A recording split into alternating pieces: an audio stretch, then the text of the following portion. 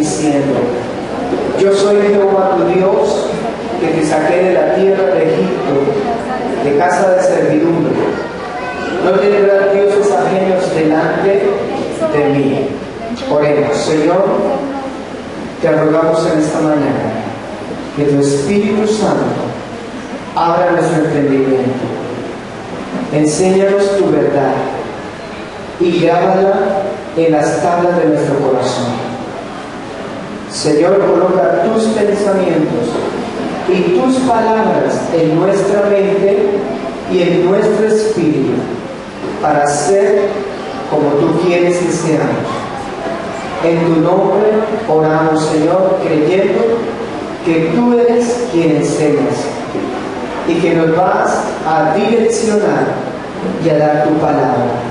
En el nombre de Jesucristo. Amén. Bien, hemos venido hablando y enseñando acerca de los 10 mandamientos. Los 10 mandamientos es una parte de la ley.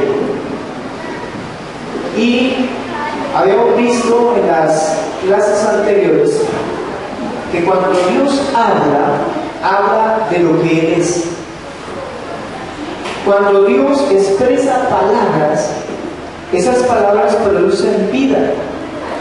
¿Por qué? Porque esas palabras salen de Dios, de lo que hay en el corazón de Dios. Entonces, ¿qué producen esas palabras? Vida.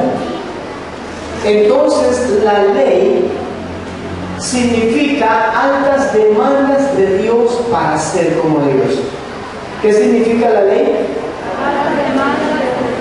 Para ser como Dios. ¿Cuántos creen que podemos llegar a ser como Él? Pues ninguno lo cree. ¿Sí creen? No es que nosotros seamos Dios, no, sino que vamos a ser uno con Él en pensamiento. ¿Sí? Vamos a tener los pensamientos de Dios y vamos a pensar como Él, pero también vamos a ser santos como Él. Entonces, Dios habla y da los mandamientos para dar vida, no para muerte. ¿Para qué Dios da los mandamientos? Para dar vida. Y si alguien tiene vida, puede vivir en la ley de Dios. Porque nadie que no tenga vida puede cumplir la ley de Dios. Nadie. Se necesita que Dios le dé vida para poder cumplir la ley de Dios. Entonces, Dios da los mandamientos para dar vida, no es para muerte. Ahora, los mandamientos de Dios no se limitan al hacer, sino al ser. ¿Qué quiere decir esto? Que cuando Dios da los mandamientos, Dios quiere que seamos, no que hagamos. ¿Entendieron esa parte? Una cosa es hacer y otra cosa es ser. ¿A dónde nos quiere llevar la ley de Dios? Hacer, no hacer. Porque muchos están haciendo cosas de cristianos sin ser creyentes. Entonces la ley de Dios es para llevarnos al ser. Hicimos un ejemplo hace 8 días. La ley dice no adulterarás, pero la ley no se limita al hacer. ¿Cuál sería el hacer? Adulterio, ¿cierto? Ese es el hacer. Pero ¿qué sería el ser? No hacer. El ser es que es lujurioso. La ley, el hacer es adulterio, el ser es que es lascivo o el lujurioso. Por ejemplo, Jesús dijo: el que mira a una mujer para codiciarla, ya adulteró. No necesitó hacerlo, porque él es que es adulterio. Entonces la ley llega al ser. Dios me quiere llevar a amar a Dios. ¿Por qué Dios me da la ley? ¿Por qué Dios nos da ley? ¿A dónde nos quiere llevar Dios? Diga conmigo, nos quiere llevar a amar a Dios. Amén. ¿A dónde nos quiere llevar la ley? A amar a Dios. Bien, entonces habíamos quedado en el versículo 3. El versículo 3 dice: no tendrás dioses ajenos delante de mí. Entonces, ¿qué no debemos tener?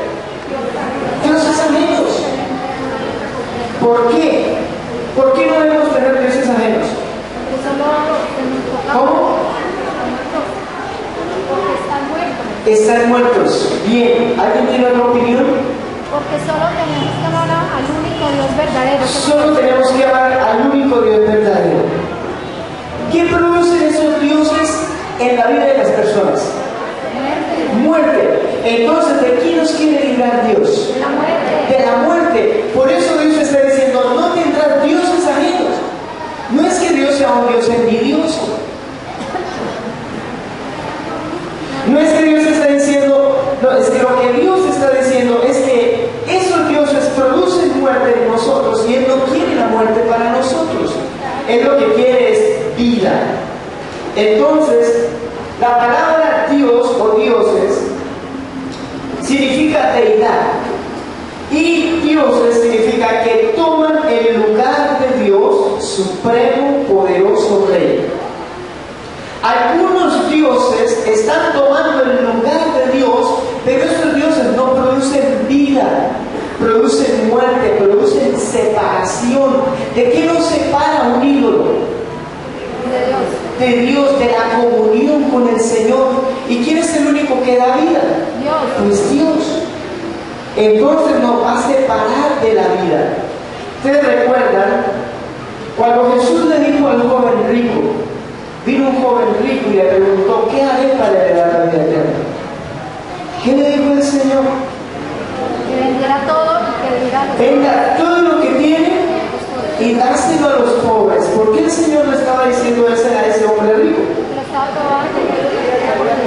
Tenía idolatría por el dinero, pero hay algo más profundo ahí. ¿A dónde lo quiere llevar Jesús? ¿Cómo? A mostrar lo que verdaderamente Él es. Él tiene un Dios en su corazón. Pero Jesús quiere que ese hombre rico ame más a Dios que al dinero. ¿Saben? Algunas personas aman mucho el dinero. Dios quería mostrarle la condición de él. Ajá. Mire, hace unos 3-4 años hubo un bajón en la bolsa de valores.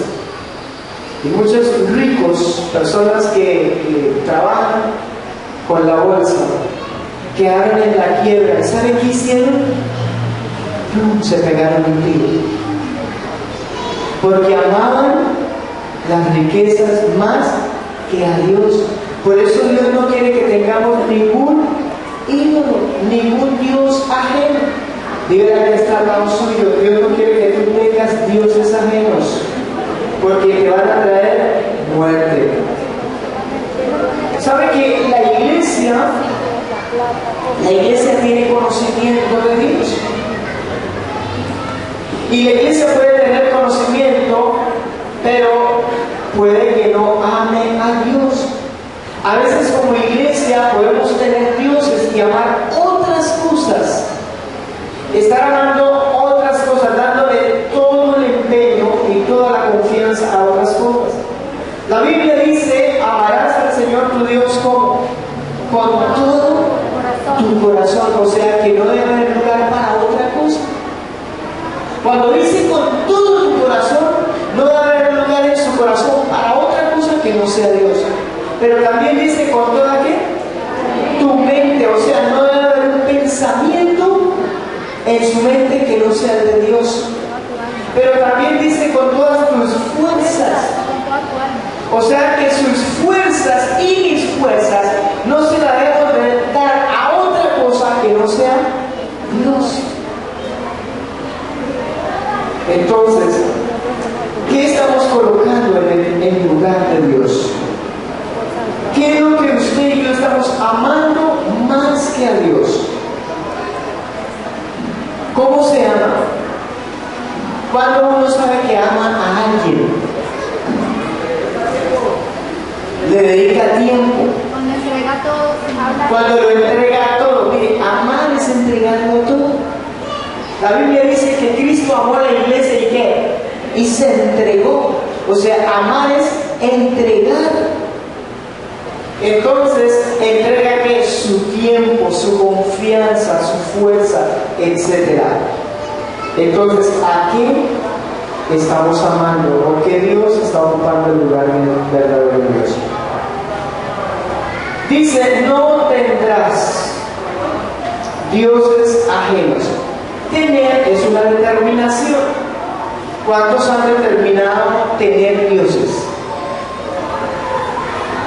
Cuando uno escoge darle el tiempo y amar, entregarle todo a una cosa, está tomando una determinación de tener un Dios. Entonces, tener es una determinación, es adquirir, es tomar, constituir. Quiere decir, Dios está diciendo, no tendrás, no elijas su propio Dios. La Biblia dice que Dios nos eligió a nosotros y no nosotros a Dios. Por eso Dios nos está diciendo, no elija su propio Dios. Díganle que está al lado suyo.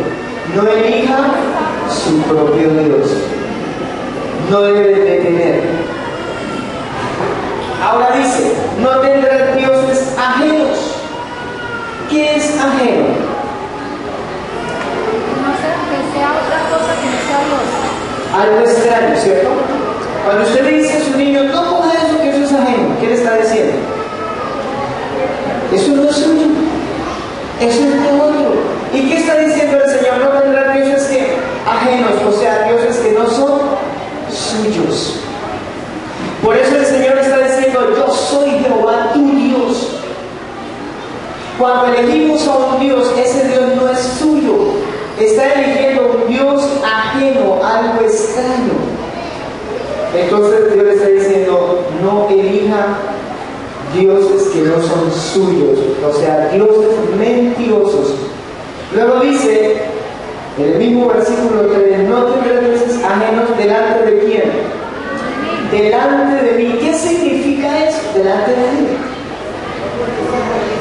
Porque delante de los ojos de Él. Venga, Santiago, venga, hagamos aquí una ilustración.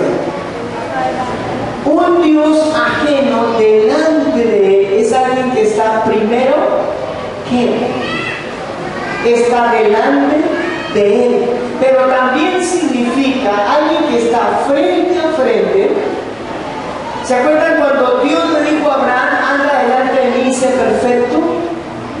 Le estaba diciendo, anda delante de mí, o sea, míreme a mí. La verdadera vida cristiana se puede dar cuando miramos, estamos mirando a quién, a Dios, puestos los ojos en Jesús.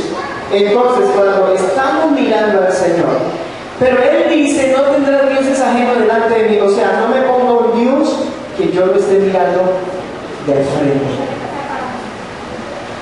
O sea, colocar un Dios delante de Él significa que yo, como dicen por ahí, como esta vez que le pasó cuando el esposo tiene a alguien que se la pasa por la cara, ¿cómo es?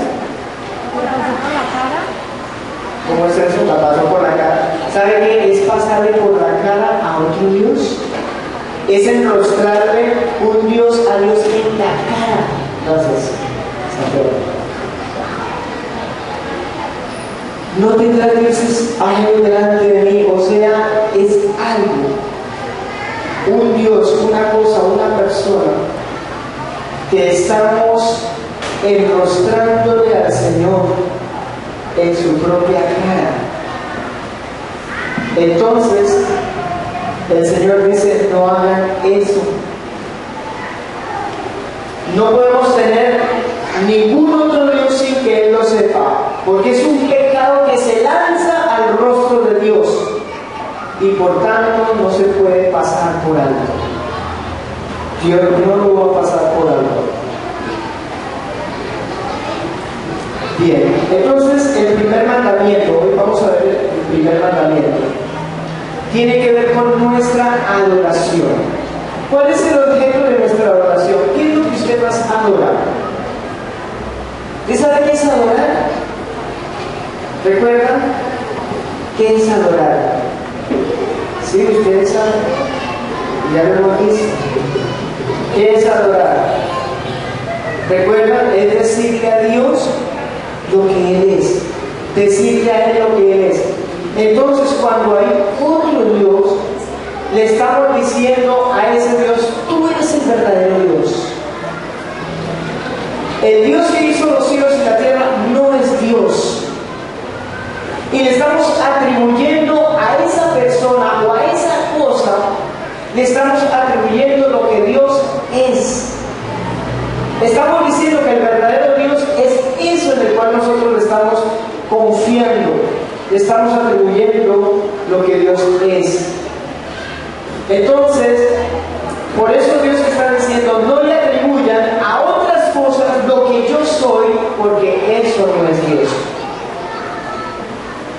Hay cosas o personas o un deporte o el trabajo, alguna cosa a la cual nosotros le estamos atribuyendo divinidades o cosas que Dios es. Entonces, ¿qué cosas pueden tomar el lugar de Dios? El trabajo, la familia, el dinero. Bueno, ¿saben que el pecado en el que tenemos nosotros más peligro de caer en relación con ese mandamiento está la gloria, el honor, el afecto, el interés debidos a solo Dios, y se lo damos a cualquier criatura, a cualquier otra cosa? ¿Saben que el orgullo hace del yo un Dios?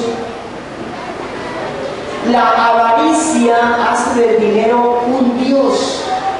La sensualidad, los sentidos, la sensualidad hace del vientre un Dios. Cualquier cosa que nosotros estimemos o amemos, temamos o sirvamos o nos deleitemos en ella o dependamos de ella más que a Dios, estamos haciendo efectivamente de eso un Dios. Entonces, ¿será que la iglesia tiene idolatría? Nosotros no necesitamos tener un muñeco ahí para decir que no somos idólatras. Hoy vamos a ver cuánta idolatría hay en la iglesia. Entonces, dice la palabra, no tendrás dioses ajenos delante de mí. ¿Qué significa eso? Significa que no debe haber alguna cosa que me impida servir a Dios. ¿Qué significa? Que no haya ninguna cosa que me impida servir a Dios. Cualquier decisión que tome, la debo consultar con Dios. Decía mi esposa esta mañana, ¿cuántas veces nosotros hemos consultado a Dios para hacer un negocio? O para cambiar de casa, o para cambiar de ciudad. ¿Le hemos consultado a Dios? Mire lo que dice Proverbios capítulo 3. Proverbios capítulo 3.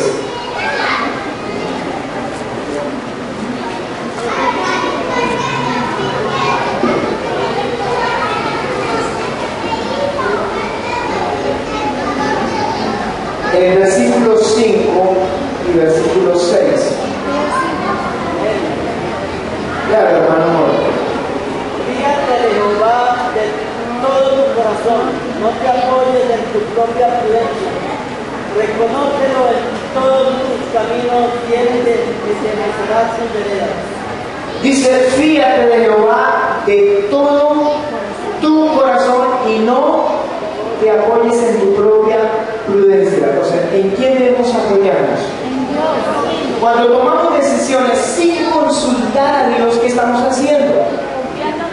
¿En quién nos estamos apoyando?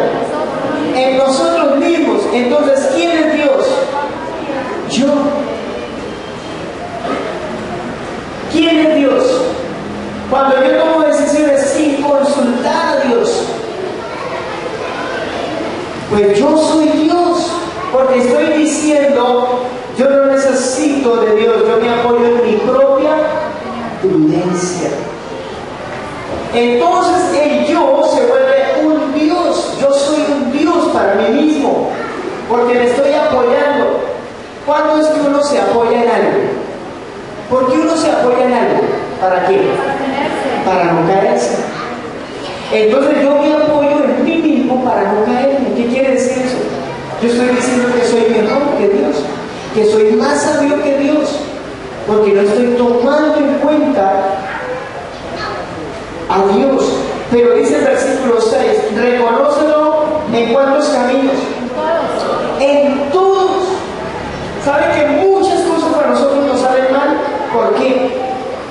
Porque no las consultamos. Porque no reconocemos al Señor. No le estamos reconociendo. Entonces nos salen las cosas mal y a quién le echamos la culpa. A Dios. Y le decimos, es que Dios no me bendice. Es que Dios no nos bendice. Y nos ponemos bravos con Dios. Pero la Biblia dice que hay que reconocerlo en cuántos caminos. En todos, y Él va a enderezar nuestras sendas, nuestras veredas. Entonces, por ejemplo, si voy a cambiar de casa o voy a comprar un carro, ¿qué debo hacer? Consultarlo primero a Dios. Consultarle a Dios, porque Él es el Dios de mi vida. Él es el Dios de mi vida. Que voy a cambiar de empleo, tengo que consultarle a Él. ¿Saben qué, hermanos? Quiero decirle algo. Aún para no venir a la iglesia, usted tiene que consultarle a Dios. Usted dice, hoy no voy a la iglesia. Pero ¿qué le dijo Dios? Dios me dijo, hijo, hoy no vaya a la iglesia, váyase a jugar fútbol. Hoy no vaya a la iglesia, trabaje. ¿Será que Dios contradice sus principios? ¿Dios se contradice a sí mismo? No. ¿Qué es lo que Dios bendice? Lo que está conforme a su diseño, conforme a su modelo, conforme a sus principios. Eso es lo que Dios bendice. Pero a veces nos creemos más sabios que Dios, que tomamos decisiones. Hoy no voy a la iglesia. Oiga, Dios me dijo que no viniera. Dios me dijo eso. ¿Quién es su Dios? ¿Quién lo está guiando? ¿Quién lo gobierna? ¿Quién está gobernando su vida o mi vida? Un negocio, por ejemplo. Dios le dijo, haga ese negocio. Dios le dijo, haga esto, haga lo otro. Todas las cosas, hermano, todas las cosas tenemos que consultar a Dios. ¿Cuántas cosas? Todas, hermano, todas. Porque si no, cuando tomamos decisiones, nos hacemos esclavos de esas decisiones, porque ahí no está Dios, porque no le consultamos. Entonces, ¿qué cosa se está convirtiendo en un Dios para nosotros? ¿Saben que cuando comencé a estudiar esto, a mí no me gustó mucho lo que estudié? Porque eso es para mí. Pero yo sé que a usted tampoco le va a gustar. Vamos a ver algunas cosas de las que encontré acá. Hay cosas que están tomando el primer lugar y están desplazando a Dios. Vamos a ver en Mateo capítulo 6, versículo 25. San Mateo capítulo 6, versículo 25. Una de las cosas que más está desplazando. Mateo capítulo 6, versículo 25.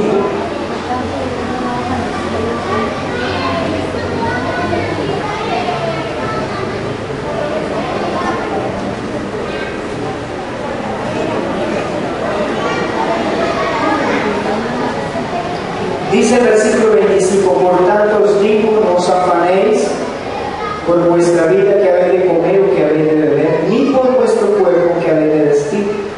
¿No es la vida más que el alimento y el cuerpo más que el vestido? Mirad las aves del cielo que no siembran, ni ciegan, ni recogen en graneros, y vuestro Padre Celestial las alimenta. ¿No valéis vosotros mucho más que ella? ¿Y quién de vosotros podrá, por mucho que se afane, añadir a su estatura un codo?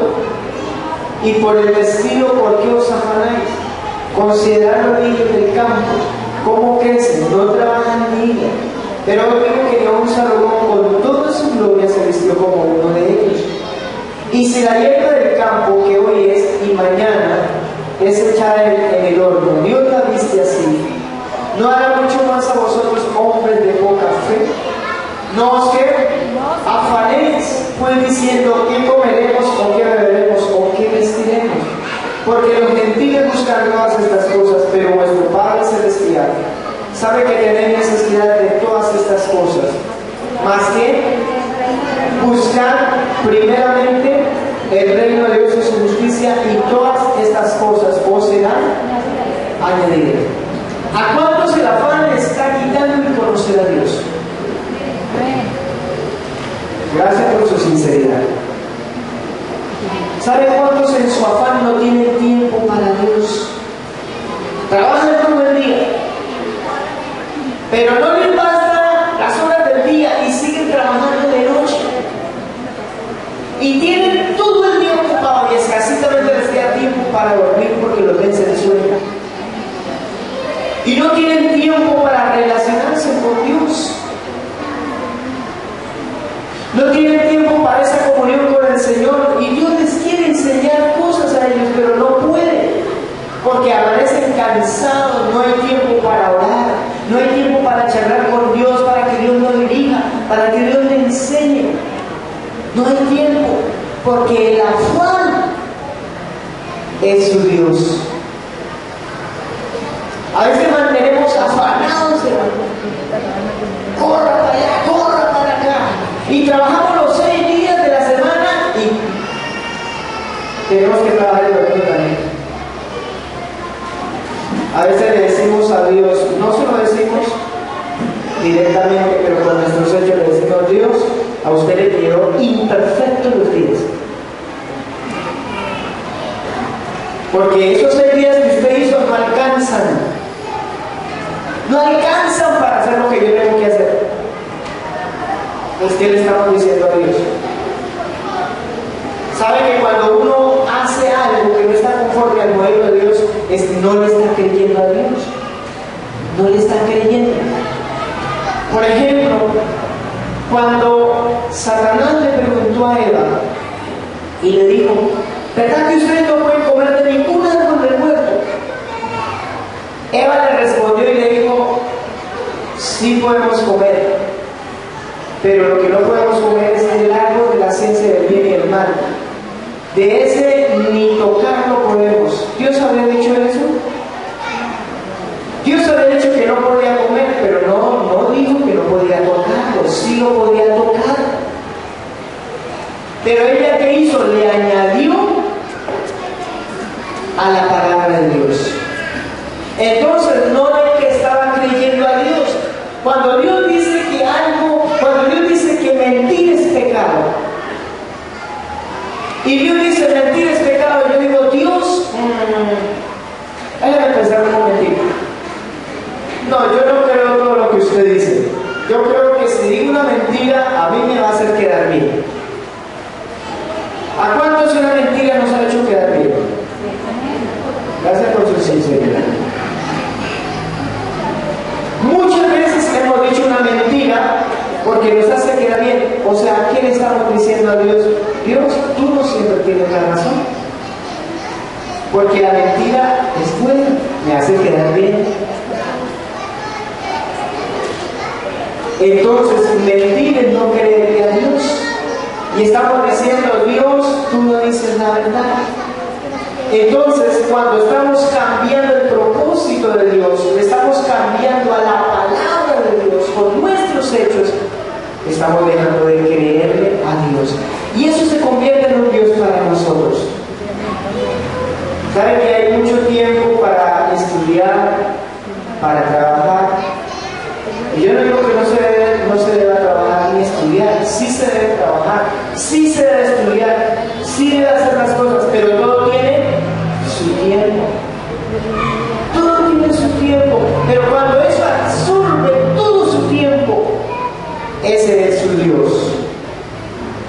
porque usted tiene comunión con eso, le dedica tiempo a eso, se deleita en eso.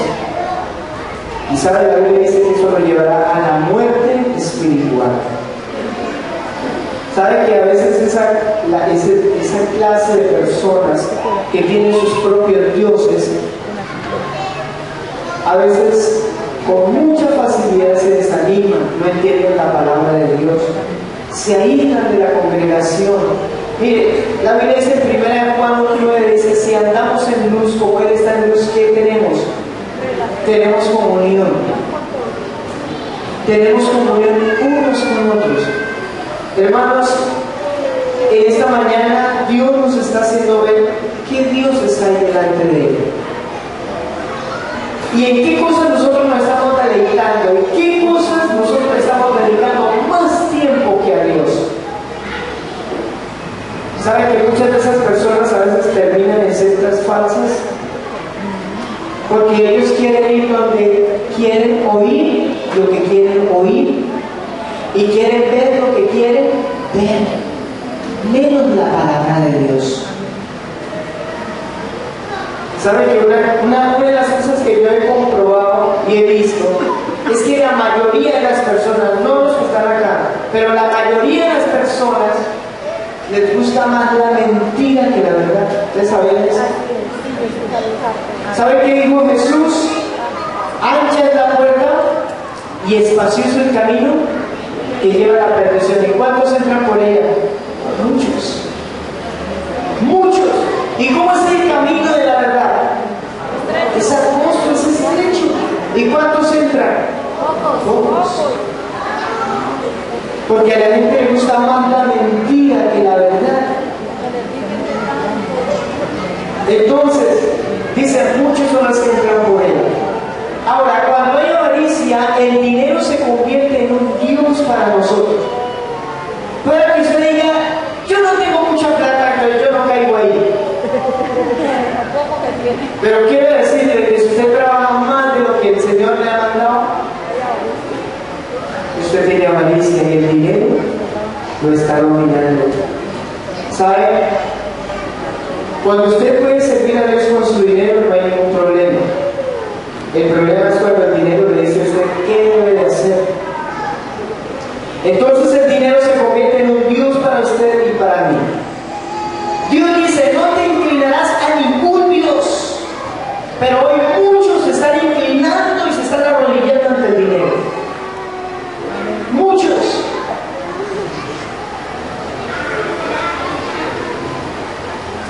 En este día, ¿cuántos han pensado más en el dinero que en Dios? ¿Cuántos hoy han pensado más en el dinero que en Dios? Cuando usted va a preparar el desayuno, ¿en qué pensó? En la leche, en los huevos, en el café. ¿Y eso qué representa?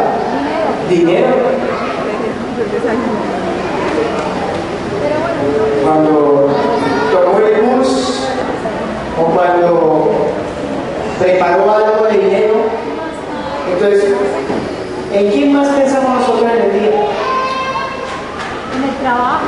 Que para el almuerzo, para el recreo de los niños, para esto, eso es dinero. Nosotros pensamos más en el dinero que en Dios. Miren lo que dice 1 Timoteo 6:10. Veamos esa escritura.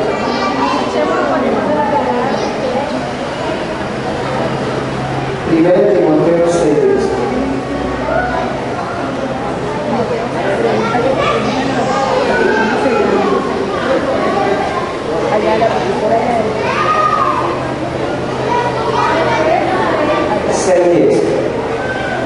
¿Qué dice? Porque raíz de cuántos males, de todos los males, es que raíz de todos los males es el que tiene al dinero como su Dios. Dice, es el amor al dinero. No dice que es tener dinero, es tener al dinero como su Dios. ¿Qué significa eso? Dice, raíz de todo lo malo es el amor al dinero, el cual codiciando quienes, algunos, ¿qué hizo? ¿Se extraviaron de qué? ¿De qué se extraviaron? De la fe. Se extraviaron de la fe. Entonces, el dinero puede ser un Dios en nuestra vida. Vamos a Salmos capítulo 24.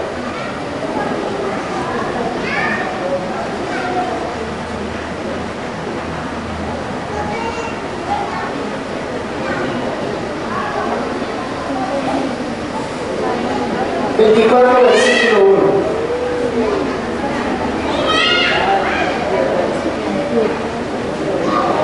¿Qué dice? De Jehová es la tierra y su plenitud, y el mundo y los que en él habitan. De Jehová es la tierra y qué? Y su plenitud, o sea, todo lo que en él. Y el mundo y los que en él habitan. ¿Cuántas cosas son de Dios? Todas. ¿Cuántos creen que lo que usted tiene es suyo?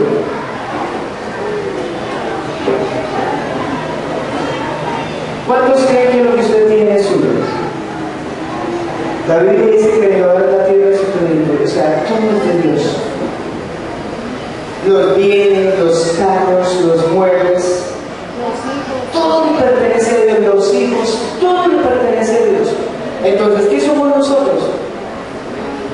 Administradores. ¿Sabe? Cuando yo le entrego esta responsabilidad a Dios, Él se encarga de su propiedad.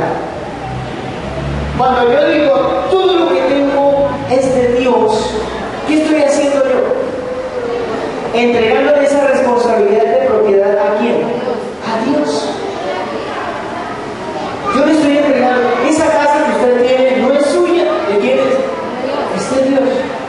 Si algo le llega a pasar a esa casa, ¿quién es el responsable? Dios. Claro que usted es un administrador, yo soy un administrador y tenemos que cuidar. Pero si él aumenta o quita los ingresos y los bienes materiales, ¿qué pasa? ¿Saben? Nosotros debemos agradecerle a Dios si se aumentan los bienes o si se disminuyen. ¿Cuántos creen eso? Porque no es de quién, es de Dios.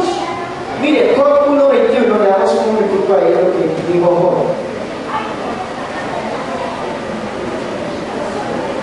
Job capítulo 1, versículo 21.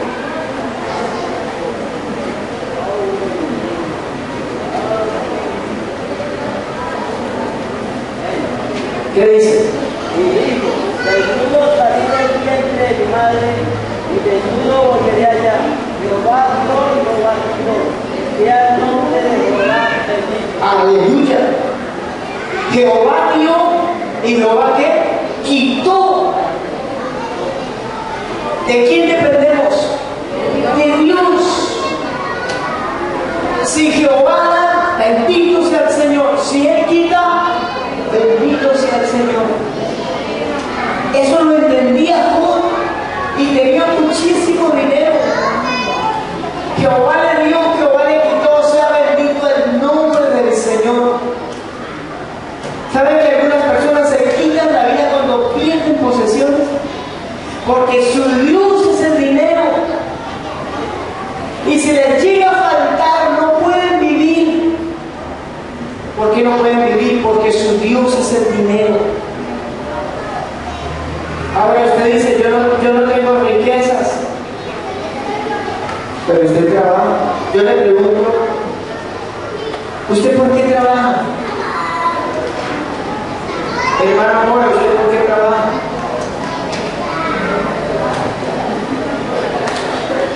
¿A qué ganar? ¿Para qué? Para comer, para pagar las deudas, Para sostener la familia. ¿Cuántos trabajan para sostener la familia? Los Nosotros no trabajamos para sostener la familia. Nosotros trabajamos para glorificar a Dios.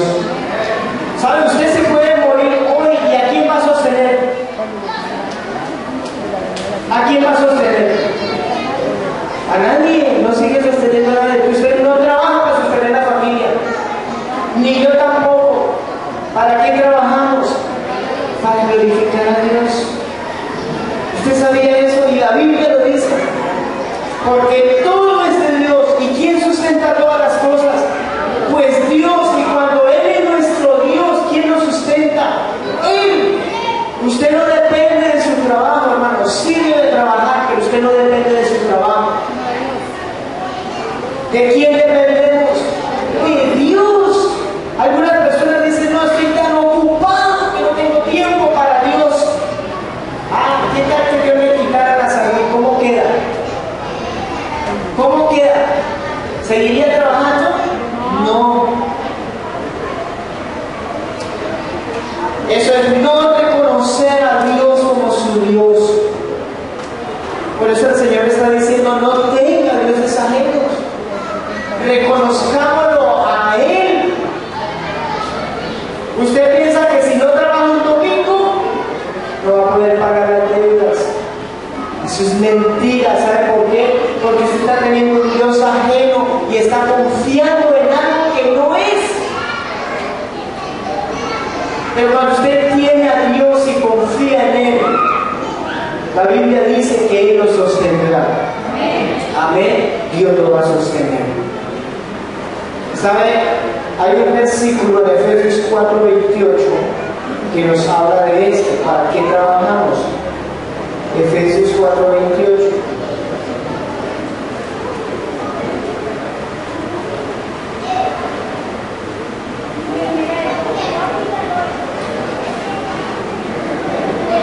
Efesios 4:28.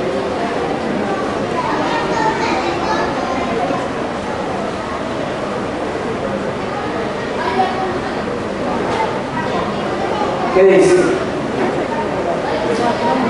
El que hurtaba, no hurte más, sino que trabaje haciendo con sus manos lo que es bueno. ¿Para qué? Para que tenga que compartir con el que padece necesidad. ¿Para qué trabajamos? Para compartir con quién? Con el que padece necesidad. Mire, ¿sabe por qué la iglesia no es prosperada? Porque nosotros no vivimos la palabra. Siempre estamos trabajando pensando en nosotros mismos, no en otros. Pero debemos trabajar pensando en quién, pensando en otros. ¿Sabe cuál es la diferencia entre riqueza y prosperidad? ¿Cuál es la diferencia?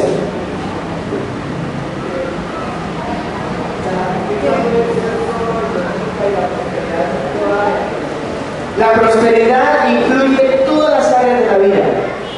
Y la riqueza significa acumular dinero. ¿Ya entendieron la diferencia entre prosperidad y riqueza?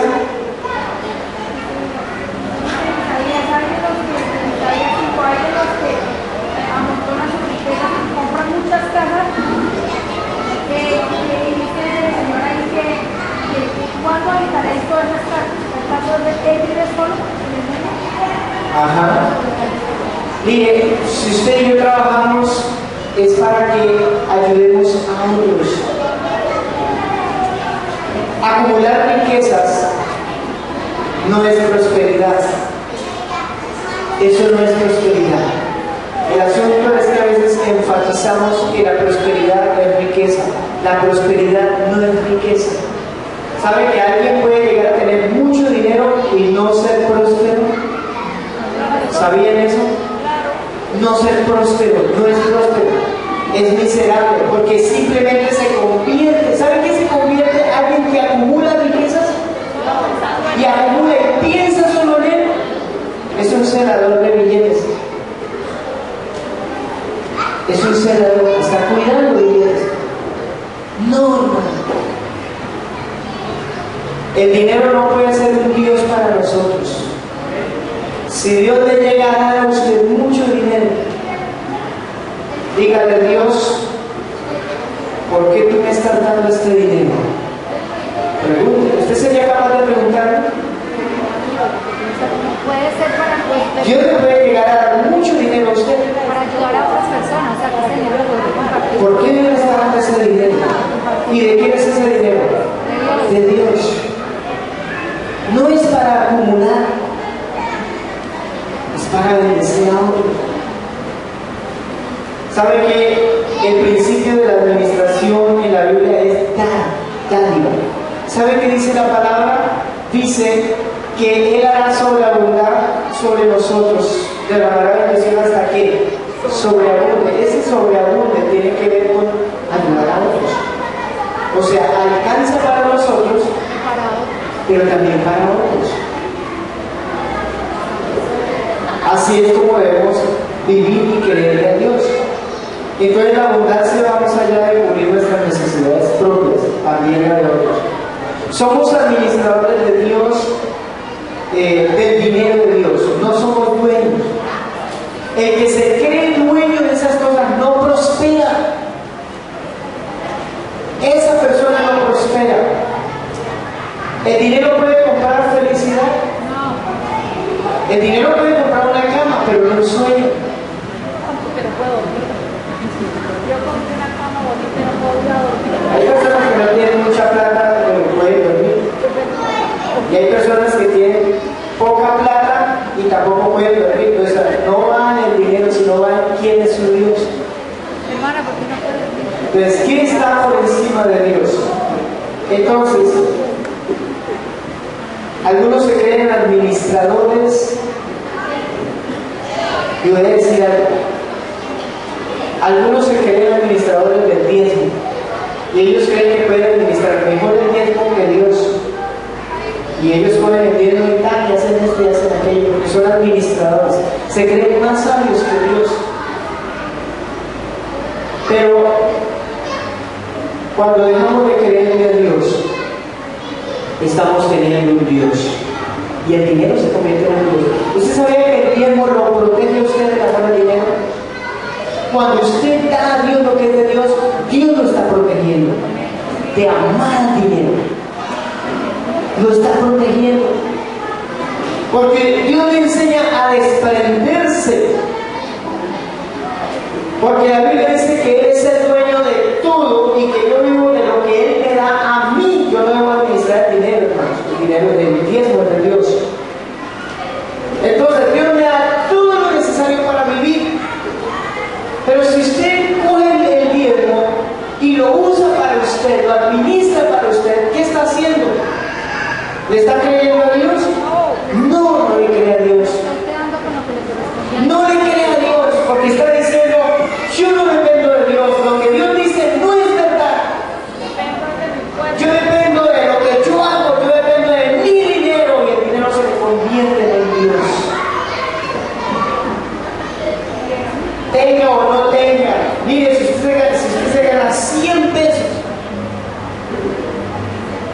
y usted no le da 10 pesos a Dios, lo que es de Dios, usted está diciéndole: Dios, no creo en tus principios, no creo en tu modelo, lo que usted dice no es verdad.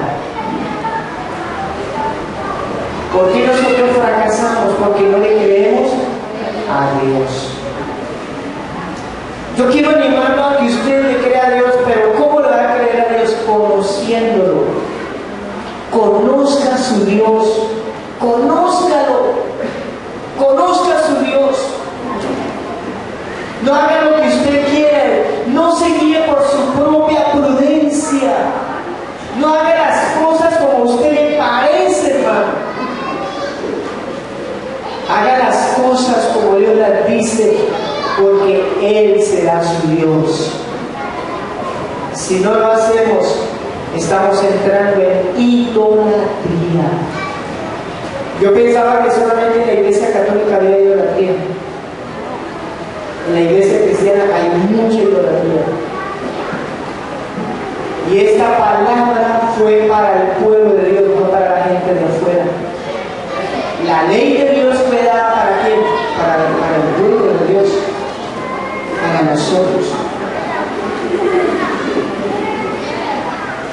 ¿qué vamos a hacer entonces?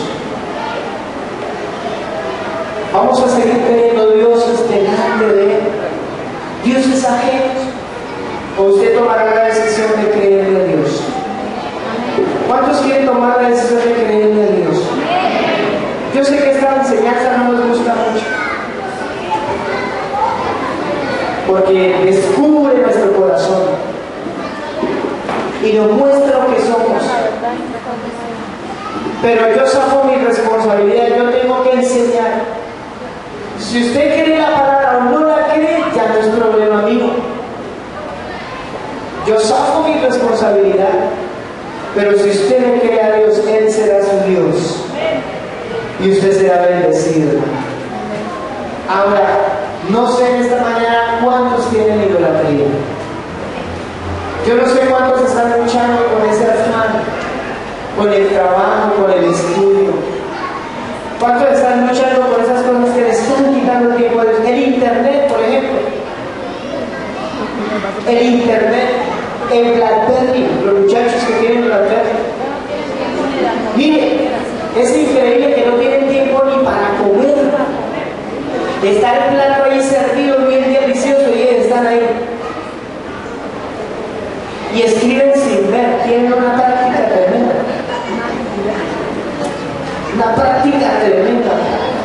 Están charlando con uno y están charlando con otro. Tienen una agilidad tremenda.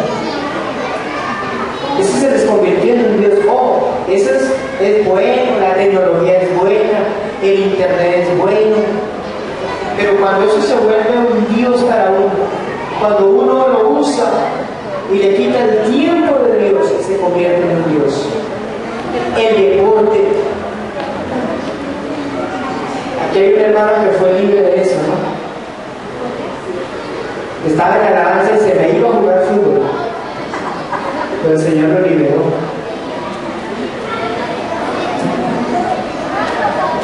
Y hermanos, todo lo que le quite tiempo y que nos quite el deleitarnos en el Señor, eso se convierte en un Dios. Y le estamos enrostrando la cara al Señor y este es mi Dios.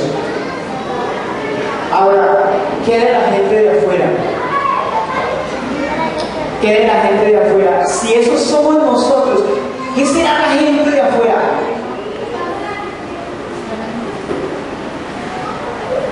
Que están en la oscuridad y en tinieblas. Usted y yo tenemos la responsabilidad de llevarles a ellos el Evangelio. Usted que ha recibido, que ha terminado el discipulado, comparta con otros, hermanos. No se quede con eso. Compártale a otros. Dígales a ellos que hay un verdadero Dios. Amén. Porque usted lo conoce. Dígales a ellos que hay un verdadero Dios, porque muchos están esclavizados. Entonces, hoy hemos visto, no tendrás dioses ajenos delante del Señor.